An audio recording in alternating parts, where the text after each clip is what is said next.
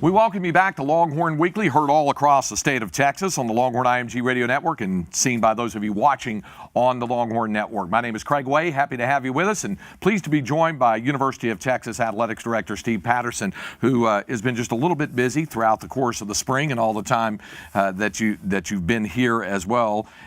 In the conversations you and I have had, it was all about getting just acclimated to everything. Now, you've gone beyond the acclimation period because you've been pretty busy and working pretty hard at it, but has the transition phase now finished for you and for the family? Yeah, it's great to be back in Austin. Most of my old favorite barbecue and Tex-Mex places are still where they were, so we've had a chance to check Did they remember you? I guess a few of them actually did. Did they really? Folks have been there that long. You, a couple of the things that you've been asked about, and you've made yourself very, very available to local media and regional media and national media who've asked you questions about what you've done and the words. Branding. The word branding comes up a lot, and international branding, yeah. and I know that confuses some folks with what exactly is meant by that, but I know you have a vision and a plan for what you want to see as the University of Texas and the Texas Longhorns branded internationally as well. Well, the University of Texas is a great university, has a great national and international reputation as a university, and athletics for all universities are kind of the front porch of the universities and an opportunity to tell all the great things about a school. And so, you know, there are not a lot of universities that have the kind of a profile that the University of Texas does. You're going to want to try to maximize that and grow that brand nationally and internationally. It's incumbent upon us to try to get to each media coast. So, you know, we're working on things like the basketball tour in 2018, where we play in New York, Chicago, and LA, and talking about we're going to be opening the basketball season in 2015 in China. And so it just gives us an opportunity to grow the message of the University of Texas around the globe and to be able to tell the great stories of all the great things that the University of Texas has to offer. Well, and because folks around the planet, not only because there's Texas X's everywhere around the world, but even the international markets are quite familiar with the brand in the University of Texas, and it's reaching out and touching them, isn't it? Sure. You know, it's helpful with what we're doing in broadcast. It's just another extension of what we've done with the Longhorn Network. I mean, we're the only school in the country that's got its own network, and now being on Dish, we'll be able to be across the country and talking to the rest of the carriers. We'll get more coverage, I think, by the time we get to the fall. And so, you know, you start looking at major markets like south of the border in New Mexico. Years ago, I took the Rockets there. I think we got great opportunities for business relationships, academic relationships, athletic relationships there.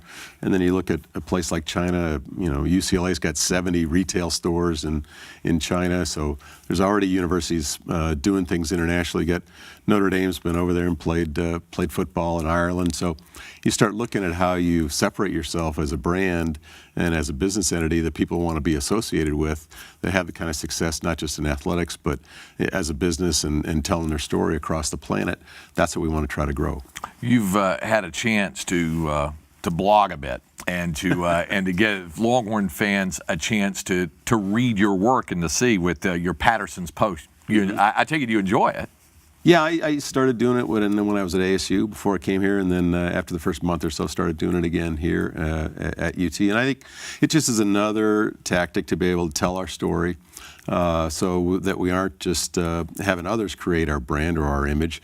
We're able to tell the story directly, and so it's something I enjoy doing once a week, and hopefully people find some value in it. Well, and the message goes out to a lot of folks who are connected with Texas about what the challenges are ahead in terms of athletic facilities and endowments. I know those are front burner topics for you as an athletic director, aren't they? Sure. You know, all schools are looking at trying to grow their facilities and grow their endowments and grow their revenues to be able to provide better services for the student athletes and for their fans and try to delight their fans when you come to our venues. And so we've got a lot of work going on finishing our new volleyball practice facility. Be done next spring.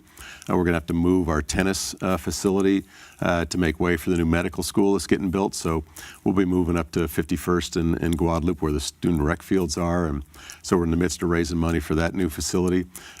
We've been evaluating the marketplace on our new south end zone project to add premium seating, and eventually we have to replace our video board, the Godzillatron, in the south end zone. And then in the longer run, probably 6, 7, 8, 9 years out, we're going to be having to replace the arena and find a new home for our basketball teams and all the other events that the university does at the Frank Irwin Center. Yeah, so these are things that you talked about from short term to long term, but nothing can get beyond the scope of what you and your staff have to do in terms of long range as well as the short term planning. Well, you got to create a plan that makes sense from a fundraising perspective, from an operating perspective, from looking at your overall capital structure.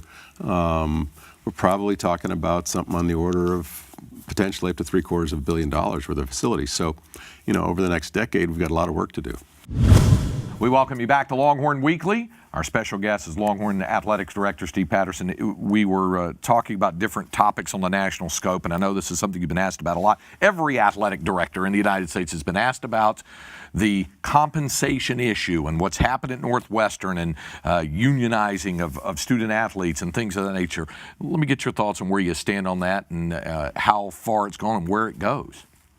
Well, I think it was probably smart lawyering when you look at the Northwestern NLRB case. And anytime you go in front of the NLRB, people are assumed to be employees. That's what the NLRB is there for, to take care of issues between unions and their employers. And so, if you say to a student athlete, did you have to show up someplace? Yes. Did they tell you what to do? Yes. Did they tell you how to dress? Yes. Did you get something for that? Yes. Well, then LRB is going to look at it and assume you're an employee.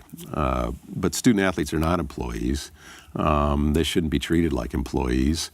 If you want to be an employee in a sport, great. Go to minor league baseball. Go to the NFL. Go to the Canadian League. Go to the NBA or the D League. The reality is most university athletic departments operate in the red.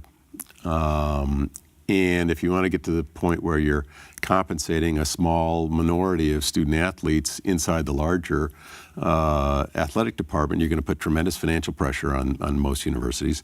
It's probably going to mean they're going to cut back on the number of sports, cut back on the number of scholarships. That'll mean fewer opportunities for both the men and the women. And so in the long run, I think it's destructive of the college system, and one that's really, next to the GI Bill, been the largest number of college scholarships for students in this country for the last few decades. And so when you think about 99% of the student athletes, they're coming to the university, they're on the rowing team, the soccer team, the volleyball team, the baseball team, softball team, you name it. They're getting a great college education. They're having a positive outcome in terms of where their life heads after they leave here. And instead, we've spent, I think, far too much time, and the universities are to blame, for not telling that story and been totally preoccupied by a story that really is about the 0.5% of the potential college student athletes that can go on to the pros, who, even if they do go on to the pros, on average only have a career that's 4 years long. And then they have to figure out what to do with the next 50 years of their life after they get done with that. So we shouldn't let a bunch of trial lawyers determine where we're headed in college athletics. When you look at the schools like Texas, and I look at the objections that were in the Northwestern case, we really address all those. If our students aren't necessarily done in time, we help them come back and finish their degree. If they get hurt, we pay for their medical 2 years after they're done from being here. Student athletes have a voice through the SAC in terms of feedback for issues they've got. So, we address all those things at the University of Texas. I can't talk about Northwestern or another university. I did find it interesting that of that list of reforms, I guess there were 5 on there, and the University of Texas already supplies 4 of them, right? Yeah, and the only one we don't is allowing student athletes to monetize their own image, because essentially then they're just professionals. Oh. And we are not the minor leagues for some professional major league. Yeah. So where do you see this going? I mean, it's a private institution that started with this. It is different being a private institution at Northwestern versus the University of Texas or others that are public institutions. I think there's going to be a lot of legal battles over the next few years. Where does it ultimately end? Who knows? I think what we would like to be in a position and particularly the Big Five conferences, is in a position where we can make sure that our student athletes have the full cost of attendance, that they aren't getting to the end of the month and not having sufficient funds to get through the month, that we can provide the best that we possibly can in terms of mentoring and tutoring and strength training and counseling and everything else that gets them through, it gets them a degree. And for many of these kids, if you work at it, you can get your undergraduate degree done in about 3 years, and in 5 years of eligibility, you can have a master's degree.